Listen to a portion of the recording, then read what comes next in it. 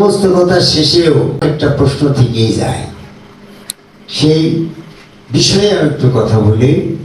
সেটা হচ্ছে এই যে সাদেক সরকার এত কিছু বলার পরে গুরুর পায়ে সেজদার নচিরতা দিয়ে ইপিস মুক্ত হইল। তো আমার প্রশ্ন, আমাদের ধর্মের প্রবর্তক, ইসলাম ধর্মের প্রবর্তক তো আমার নবী মুহাম্মদ সাল্লাল্লাহু আলাইহি ওয়াসাল্লাম।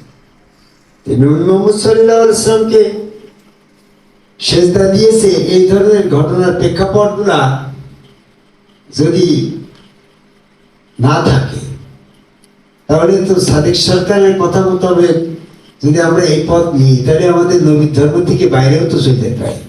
আর একটা প্রশ্ন থাকতে পারে না, অনেকের মধ্যে এরকম প্রশ্ন হতেও পারে। তবে সেখানে একটু কথা বলি, জানা থেকে অজানার দিকে যাওয়াটাই ভালো। আপনার শত্রুপক্ষ যেটা জানে সেখান থেকে আপনি শুরু করবেন, আপনার সাথে বিরোধ হবে না। কিন্তু শত্রুপক্ষের অজানা বিষয় যখন আপনি টাচ করবেন তখন শত্রুতা বেঁধে যাবে, ফেতনা বেঁধে যাবে।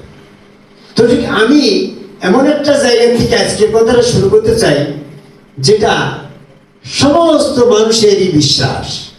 সেটা কি? ফেরেশতারা আদম আলাইহিস সালামকে বেহেশতের ভিতরে সেজদা দিয়েছিল, এই বিশ্বাসটা সবার আছে না? এখান থেকে যদি আমি প্রমাণ করি যে নবী মুহাম্মদ সাল্লাল্লাহু আলাইহি ওয়াসাল্লামের কাছে জিবরাইল ফেরেশতা আসলো, এটা আমাদের বিশ্বাস। 100% মানুষের বিশ্বাস না গো? আমার এই 100% মানুষের বিশ্বাস যে ফেরেশতারা আদমকে সেজদা করেছিল। কি দুটো বিশ্বাস আমরা একমত আছি তো? যারা একমত আছি হাত তুলে দেখাই তো। জয় গুরু। আর না, সমস্ত ফেরেশতারা আদম আলাইহিস সালামকে সেজদা করেছিল, এটা আমরা উভয় পক্ষই বিশ্বাস করি। আবার নবী মুহাম্মদ সাল্লাল্লাহু আলাইহি ওয়াসাল্লামের কাছে জিবরাইল ফেরেশতা এসে ওহী দিয়েছিল, এটা আমরা 100% মানুষই বিশ্বাস করি। ঠিক না কথা? এখান থেকে আমি সত্য বের করে নিয়েছি। নবী মুহাম্মদ সাল্লাল্লাহু আলাইহি ওয়াসাল্লামের কাছে ফেরেশতা জিবরাইল এসেছিল, কোন রূপে এসেছিল? কোরআন কি বলছে? সূরা আনামের 9 নম্বর আয়াতে বলছে, আমি আল্লাহ বলছে, আমি যখন কোনো ফেরেশতাকে জমিনে রাসূল করে পাঠাই তাও তাকে মানব রূপে পাঠাই। তাহলে নিশ্চয়ই জমিনে জিবরাইল ফেরেশতা যখন এসেছিল, জিবরাইল ফেরেশতা সেই বেহেশতের ভিতরে যে রূপ নিয়েছিল সেই রূপে আসেনি, মানব রূপে আসছে। মানব রূপে যখন জিবরাইল ফেরেশতা প্রথম নবী মুহাম্মদ সাল্লাল্লাহু আলাইহি ওয়াসাল্লামের কাছে উদয় হলো, তখন মুহাম্মদ সাল্লাল্লাহু আলাইহি ওয়াসাল্লামের ওটা ফেরেশতা না মানুষ তার কোনো প্রমাণ ছিল? আকারে মানুষ, তাই ওটা মানুষই, তাই তো? এবং তোমার মাঝখানে তোমার সামনে যদি একটা জিন এসে এরকম ভাবে টুপি পাগড়ি জুব্বা মতন করে দাঁড়িয়ে যদি বলে আমার বাড়ি, আমার নাম সলিম, তোমার বাড়ি ওই তাই দেয়, তুমি তো তাকে মানুষই বলবা না জিন বলবা? আকারে মানুষ, কথা বলছে মানুষ, তাই মানুষই তো। ওই জিবরাইল ফেরেশতা যখন মানব রূপ ধারণ করে নবী মুহাম্মদ সাল্লাল্লাহু আলাইহি ওয়াসাল্লামের সামনে দণ্ডায়মান হইল, তখন নবী মুহাম্মদ সাল্লাল্লাহু আলাইহি ওয়াসাল্লাম তো বিশ্বাস করল যে উনি মানুষ। কি গো, এই পর্যন্ত যাও, তোমার মনের কাছে জিজ্ঞাসা করো, মানুষ বলেই তো মনে করছিল। আগে তো পরিচয় দিয়ে যাবে ফেরেশতা। জিবরাইলের পরিচয় দেওয়ার, সেজদা করার পরে পরিচয় দিল আমি ফেরেশতা। কারণটা কি? যদি আগে জিবরাইল ফেরেশতা পরিচয় দেয় যে আমি জিবরাইল, আর সেটাই যদি তিনি সন্দেহ করে, তাও নবী মুহাম্মদ সাল্লাল্লাহু আলাইহি ওয়াসাল্লাম সন্দেহকারী বলে বিবেচিত হয়। আবার যদি তিনি নিঃসন্দেহে বিশ্বাস করে, তাহলে তো সেটা শয়তান হলে শয়তানকে ফেরেশতা বলে বিশ্বাস করলে বিভ্রান্তিতে পড়ে, প্রবঞ্চিত হয়। কারণ শয়তানের কাজ তো মানুষকে প্রবঞ্চিত করা। কাজেই যে প্রক্রিয়ায় জিবরাইল আমিন ফেরেশতা নিজের পরিচয় দিয়েছে সেখানে সন্দেহের কোনো অবকাশ নেই, বিভ্রান্তিতে যাওয়ার কোনো সুযোগ ছিল না।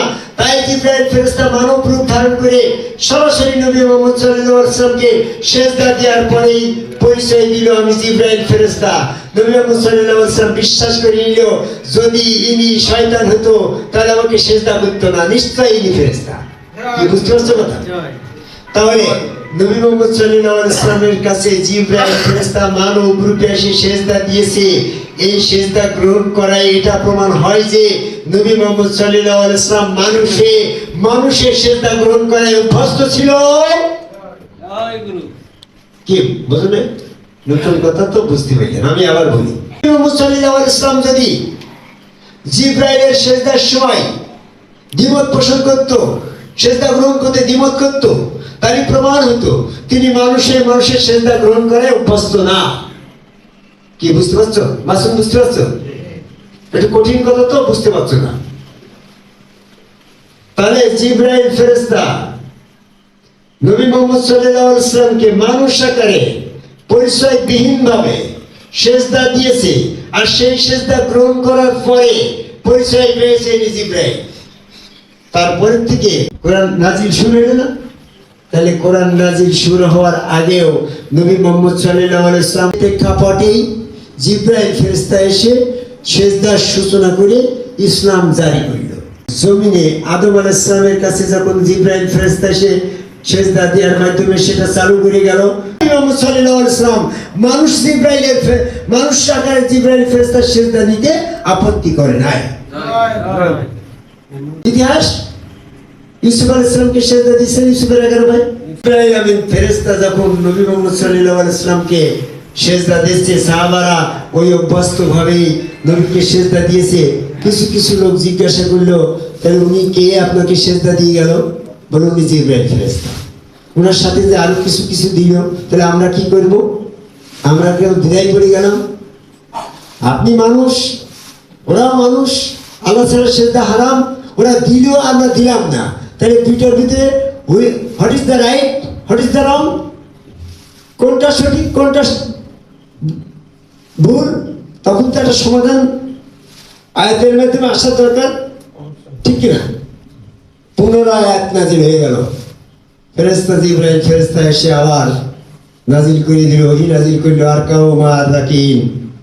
জিব্রাইল ফেরেশতা যখন নবী মুহাম্মদ সাল্লাল্লাহু আলাইহি ওয়াসাল্লামকে সেজদা দিয়ে নিজে মাথা নতকারী, প্রথম মাথা নতকারী হিসেবে প্রমাণ দিয়ে বলল, আর কাও মা রাকিন, এই মাথা নতকারী জিব্রাইলের সাথে তোমরাও মাথা নত করো।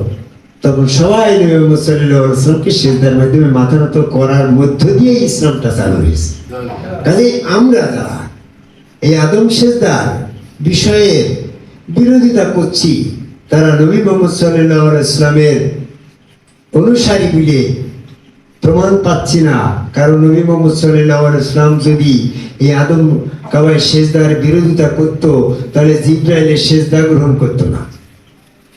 আর এই বিরোধিতাটা যদি নবী মুহাম্মদ সাল্লাল্লাহু আলাইহি ওয়াসাল্লাম করত, তাহলে সে ইবলিসের শত্রু হতো না।